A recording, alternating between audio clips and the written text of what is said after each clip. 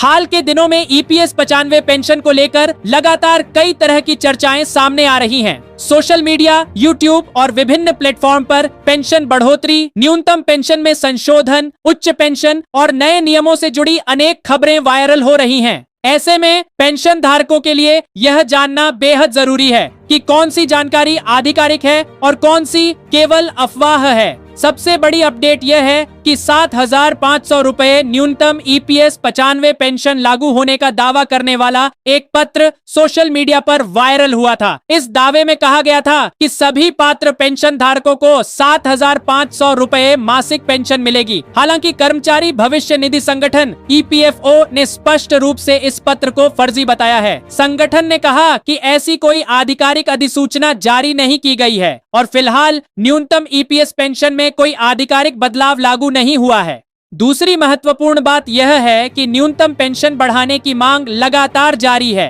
कई पेंशनर संगठन लंबे समय से न्यूनतम पेंशन बढ़ाने, महंगाई राहत जोड़ने और पेंशन व्यवस्था में सुधार की मांग कर रहे हैं। सरकार के पास इस विषय से जुड़े कई सुझाव और मांगे पहुंची हैं, लेकिन अभी तक किसी निश्चित राशि को मंजूरी देने की आधिकारिक घोषणा नहीं हुई है। विभिन्न मीडिया रिपोर्टों में 1,500 रुपए, 2,000 रुपए, 2,500 रुपए और 3,000 रुपए तक की संभावित न्यूनतम पेंशन पर चर्चा की गई है, लेकिन यह केवल प्रस्ताव या संभावित विकल्प हैं, अंतिम निर्णय नहीं। सरकार ने संसद में यह भी स्पष्ट किया है कि वर्तमान में ईपीएस 95 के तहत न्यूनतम पेंशन 1,000 रुपए प्रतिमाह ही बनी हुई है। श्रम मंत्रालय का कहना है कि किसी भी बढ़ोतरी का फैसला वित्तीय स्थिति, फंड की दीर्घकालिक स्थिरता और सभी संबंधित पहलुओं को ध्यान में रखकर ही लिया जाएगा। इसलिए फिलहाल पेंशन धारकों को किसी भी वायरल संदेश पर भरोसा करने से पहले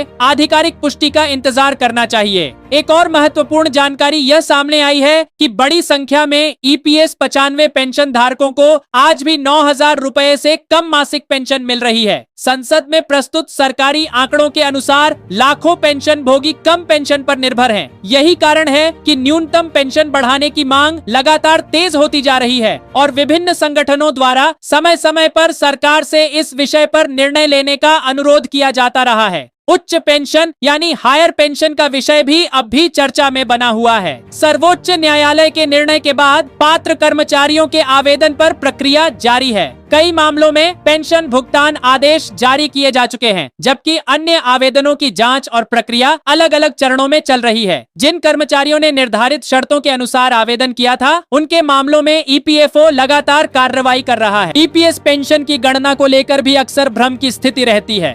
पेंशन की राशि सेवा अवधि और पेंशन योग्य वेतन के आधार पर निर्धारित की जाती है।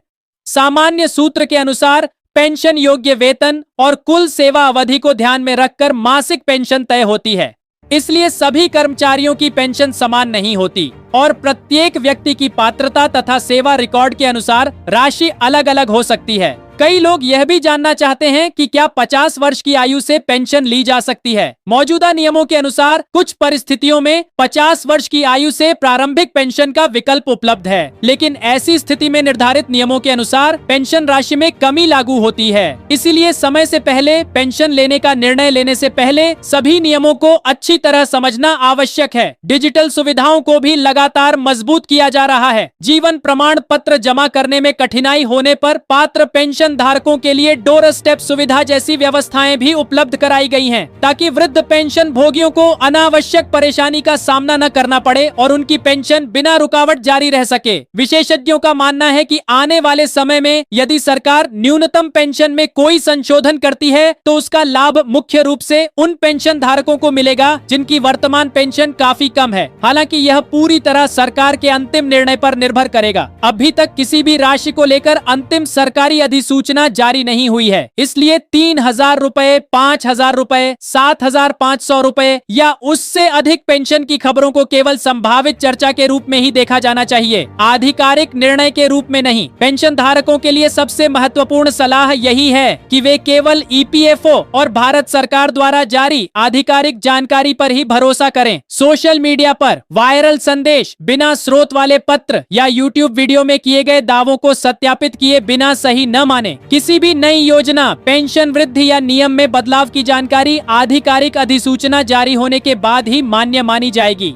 कुल मिलाकर वर्तमान स्थिति यह है कि ईपीएस 95 पेंशन को लेकर कई महत्वपूर्ण चर्चाएं जारी हैं। न्यूनतम पेंशन बढ़ाने की मांग बनी हुई है। उच्च पेंशन से जुड़े मामलों पर प्रक्रिया चल रही है। डिजिटल सेवाओं का विस्तार किया जा रहा है और सरकार समय समय पर संसद तथा आधिकारिक माध्यमों से स्थिति स्पष्ट कर रही है। फिलहाल 7,500 रुपये न्यूनतम पेंशन लागू होने का दावा सही नहीं है और ईपीएफओ स्वयं इसे फर्जी बता चुका है। इसीलिए सभी पेंशन धारकों को सलाह दी जाती है कि वे केवल आधिकारिक अपडेट का इंतजार करें और किसी भी अपुष्ट जानकारी के आधार पर निर्णय न लें।